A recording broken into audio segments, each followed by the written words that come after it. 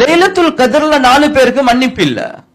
கண்ணியத்துக்குரிய சகோதரர்களே, நண்பர்களே, சஹாபாக்கள் கேட்கிறாங்க, யா ரசூலல்லாஹ், லைலத்துல் கத்ர்ல மன்னிப்பு இல்லையா? அவ்வளவு முசீபத் பிடிச்ச மக்கள் இருக்கிறாங்களா? அது யார் யா ரசூலல்லாஹ் என்று கேட்கிறாங்க.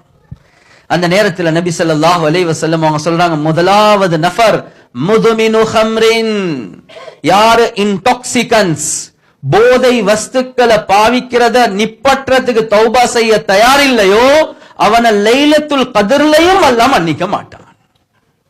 அவருக்கு கொஞ்சம் பாவிச்சாதான் கொஞ்சம் மீட்டர் வேலை செய்யுமா.